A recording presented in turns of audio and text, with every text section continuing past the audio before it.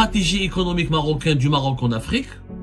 C'est un document officiel réalisé par un organisme officiel, l'Institut marocain d'intelligence stratégique. L'Algérie, il faut dire la vérité, elle a longtemps laissé un terrain vide au Maroc qui lui a permis d'avoir une véritable expansion économique sur le marché africain et de devenir un pays qui aspire à devenir le leader économique du continent africain. Je fais les derniers projets, le gazoduc Nigeria Maroc, sur lequel le Maroc travaille depuis bien avant 2019, mais qui a pris une dimension importante en 2021, en 2022. Le Maroc qui a proposé une alliance économique et stratégique avec les pays du Sahel, qui sont le Burkina Faso, le Mali, le Niger et le Tchad, pour construire une nouvelle route maritime et une nouvelle route commerciale qui passera par la Mauritanie, mais pour connecter ces pays africains au nouveau port de Dakhla au Sahara occidental. Donc le Maroc se rapproche de ces pays-là, propose des alliances, les délégations marocaines qui débarquent à plusieurs reprises dans les capitales africaines. Le Maroc a pris une longueur d'avance parce qu'il a commencé beaucoup plus tôt et parce qu'il a une économie diversifiée. Il a une véritable production industrielle. L'Algérie, il faut dire la vérité, elle a longtemps laissé un terrain vide au Maroc qui lui a permis d'avoir une véritable expansion économique sur le marché africain, de s'intéresser énormément de s'implanter dans les marchés africains et de devenir un pays qui aspire à devenir le leader économique du continent africain. Aujourd'hui, le Maroc a une influence économique sur le continent africain. L'Algérie le constate à ses grands dépens, ou là à ses dépens, là à son grand regret, et elle veut rattraper son retard au niveau de l'influence économique et diplomatique sur le continent africain. Alors, ces dernières années, le retour du Maroc au sein de l'Union africaine 2017, l'ouverture de pas mal de consulats africains à l'Aïoun au Sahara occidental qui reconnaissent la marocanité du Sahara occidental, l'augmentation de la présence économique, le renforcement de la présence économique marocaine en Afrique, les échanges économiques et commerciaux de Marocains qui ont beaucoup été renforcés, qui ont augmenté avec les pays africains. Donc, il y a une présence forte économique et diplomatique du Maroc. Je fais les derniers projets, le gazoduc Nigeria Maroc, sur lequel le Maroc travaille depuis bien avant 2019, mais qui a pris une dimension importante en 2021, en 2022. Le Maroc qui a proposé une alliance économique et stratégique avec les pays du Sahel, qui sont le Burkina Faso, le Mali, le Niger et le Tchad, pour construire une nouvelle route maritime et une nouvelle route commerciale qui par la Mauritanie, mais pour connecter ces pays africains au nouveau port de Dakhla au Sahara occidental, pour leur permettre de ne plus dépendre des ports des autres pays de l'Afrique de l'Ouest, notamment d'Abidjan ou de Dakar. Alors que les trois pays du Sahel, le Burkina Faso, le Niger et le Mali ont voulu construire une alliance solide, un groupe qui s'appelle l'Alliance des États du Sahel et ils ont quitté officiellement la communauté des pays de l'Afrique de l'Ouest. C'est un processus de séparation d'ailleurs qui va durer une année, entre 2024 et 2025. Donc le Maroc se rapproche de ces pays-là, propose des alliances, les délégations marocaines qui débarquent à plusieurs reprises dans les capitales africaines. Ça a réveillé l'Algérie, ça a provoqué l'Algérie qui a toujours, jusqu'à avant le retour du Maroc au sein de l'Union africaine en 2017, c'était le leader naturel des pays notamment du Sahel, et il avait des relations très stratégiques et très solides avec les pays africains. L'Algérie avait une longueur d'avance importante par rapport au Maroc sur le plan géopolitique dans le continent africain, parce que le Maroc n'était pas présent au sein de l'Union africaine. Les pays qui soutenaient la cause du Sahara occidental étaient beaucoup plus nombreux avant 2017 qu'aujourd'hui.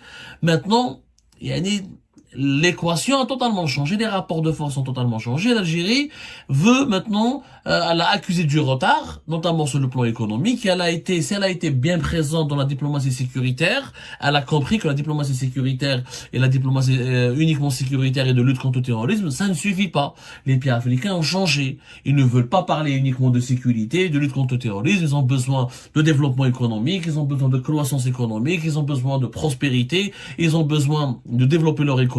Et ça, le Maroc arrive à leur parler de manière beaucoup plus intéressante ce langage économique que l'Algérie. L'Algérie, pour se rattraper, elle a décidé quoi? D'abord, de créer des zones de libre-échange avec ces pays voisins, notamment la Mauritanie, le Niger, le Mali, la Libye.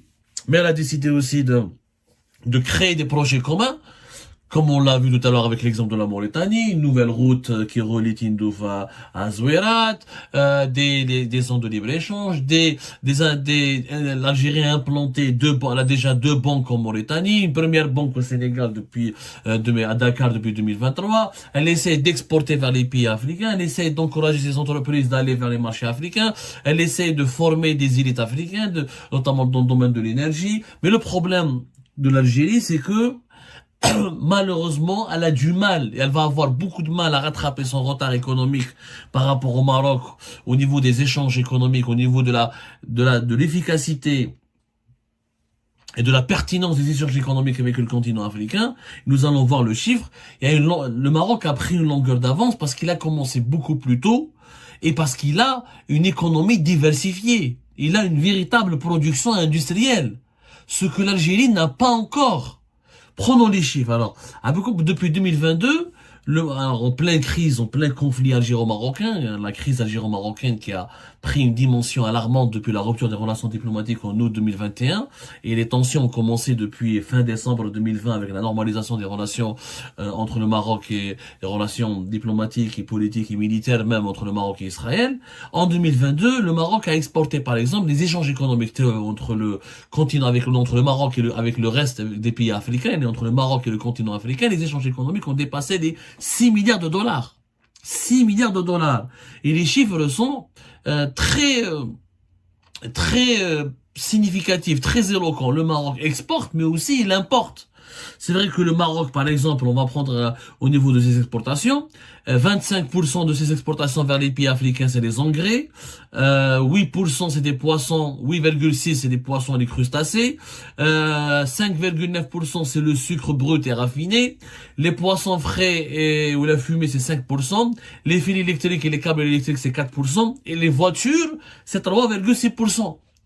Donc les exportations marocaines vers le continent africain, vers les autres pays africains sont diversifiées. Des engrais, des poissons, des produits alimentaires, des fils électriques, des voitures. C'est essentiellement, si vous l'avez bien remarqué, des produits transformés. Les engrais, c'est un produit industriel transformé. Les voitures, c'est un produit industriel. Les câbles électriques, c'est des produits industriels. Les conserves et les conserves, etc., c'est des produits transformé. Le sucre raffiné, c'est du produit transformé. Donc, les exportations marocaines sont diversifiées. Ces importations, par contre, c'est essentiellement des produits énergétiques.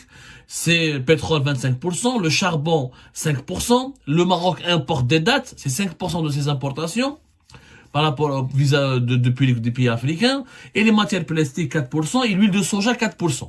Donc le Maroc importe essentiellement la matière première, à l'exception des dattes, bon ça reste la matière première aussi, c'est une matière première agricole, et exporte des produits industriels ou des produits transformés.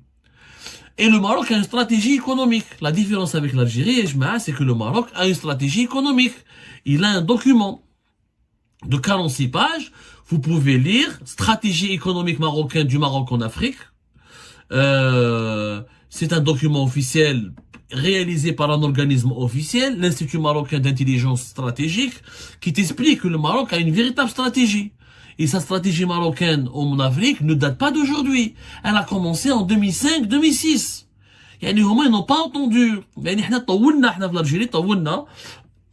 On a beaucoup tardé pour se réveiller. La stratégie marocaine a commencé par les échanges économiques. La stratégie marocaine a commencé par installer des banques. Aujourd'hui, les banques marocaines sont présentes dans au moins 10 pays, dans des pays importants de l'Afrique de l'Ouest. Depuis 2019, depuis même 2017-2019, les banques marocaines ont atteint des parts de marché de 22% au niveau du marché de ouest africain, par exemple. Il y a des pays comme le Burkina Faso, comme le Mali, Togo, Gabon, Côte d'Ivoire, on trouve des banques marocaines qui ont des parts de marché entre le 10 et 20%. Il y a la concurrence des banques françaises. Donc le Maroc n'a pas commencé depuis aujourd'hui. C'est ça ce qu'il faut savoir. Il a commencé bien avant, où il a identifié des filiales. Le Maroc khadem. Et depuis, la stratégie Taouhadi, elle a commencé à être payante. Les chiffres sont les suivants. Par exemple, les exportations marocaines vers le continent africain ont augmenté de 28% en 2021. Ensuite,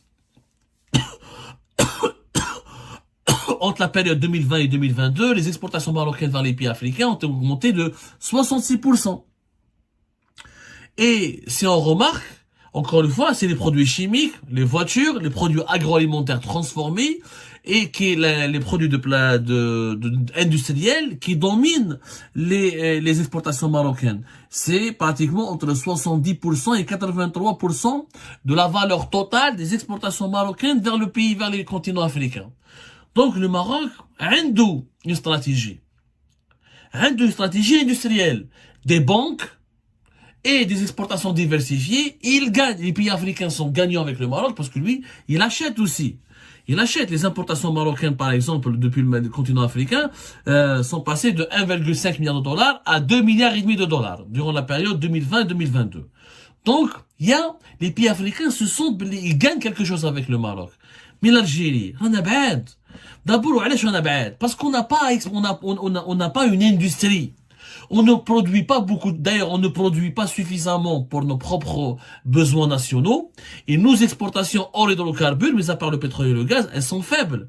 Durant par exemple, 9 premiers mois de l'année 2023, les exportations hors hydrocarbures toutes les exportations hors hydrocarbures de l'Algérie étaient de 3,8 milliards de dollars. En baisse, alors qu'elles étaient de 4,5 milliards de dollars durant les 9 premiers mois de l'année 2022, et par rapport à la même période. Les 79% de nos exportations hors hydrocarbures, c'est des demi-produits qui sont essentiellement les engrais et le ciment. Surtout les engrais. Quand les prix du gaz a baissé, les prix des engrais ont baissé. Donc on exporte hors pétrole essentiellement des engrais. Il y a un peu de ciment. Les produits alimentaires, c'est 7,3%. On a un peu d'électricité. Voilà, l'électricité, on a beaucoup exporté d'électricité. Entre fin septembre 2022 et fin septembre 2023, on a exporté pour 142 millions de dollars d'électricité. Mais les produits alimentaires, par exemple, on a exporté pour uniquement 45 millions de dollars. Donc, on n'a pas de quoi exporter. On n'a que le pétrole et le gaz. Sauf que les marchés traditionnels de l'Algérie pour le pétrole et le gaz, ce ne sont pas les pays africains. Ce sont les pays européens. On a des contrats à long terme avec l'Espagne et l'Italie. On a aussi des contrats avec la Turquie et la Grèce. On a aussi des contrats avec la France et le Portugal. Ce sont eux les clients de notre gaz et essentiellement les clients de notre pétrole. Et c'est pour ça que nous n'avons pas beaucoup d'échanges économiques avec les pays africains qui n'ont pas d'argent, beaucoup d'argent pour acheter notre pétrole et notre gaz. Et il y a d'autres fournisseurs qui sont le Nigeria, l'Angola, qui sont beaucoup plus proches de ces pays africains, les autres pays africains qui leur vendent leur pétrole et leur gaz. Maintenant, quand on prend les chiffres de l'Algérie, on prend la période, par exemple, on a pris les chiffres du Maroc, les chiffres de l'Algérie, une période de, on va dire, d'un 2000 jusqu'à 2017. C'est une étude qui a été faite d'ailleurs. Les échanges de l'Algérie, par exemple, l'Afrique ne représente que 3% des importations de l'Algérie, uniquement 4% de ses exportations. Et de la période 2001-2017, c'est la période qui a été prise par une étude qui a été réalisée en Algérie par un important, le CREAD, qui est un centre de recherche universitaire important à Alger. C'est l'Algérie a exporté vers le continent africain en moyenne, les exportations d'Algérie, c'est 1,7 milliard de dollars. Et les importations de l'Algérie depuis les pays africains, c'est 1 milliard de dollars. Et la moyenne annuelle de nos échanges économiques avec le continent africain, c'est 2,7, même pas 3 milliards de dollars. Alors que les échanges économiques du Maroc avec les autres pays africains, c'est plus de 6 milliards de dollars. Donc il y a une grande différence, nous avons un retard. Et le Maroc réalise le double, 2 fois plus d'échanges économiques et commerciaux avec l'Afrique que l'Algérie. Et encore, qui chauffe les échanges économiques les plus importants d'Algérie avec les pays africains, c'est essentiellement les pays de l'Afrique du Nord. Auparavant, c'était la Tunisie, jusqu'à 2021, c'était la Tunisie, le Maroc et l'Égypte. On exportait beaucoup par le Maroc, on leur donnait du gaz, il y avait le gazoduc Maghreb-Europe qui passait, mais depuis la fin du gazoduc Maghreb-Europe en octobre 2021, et depuis la rupture des relations diplomatiques en août 2021, l'Algérie a tourné totalement le dos au Maroc, donc le Maroc n'a pratiquement plus aucun échange, aucune relation économique avec le Maroc.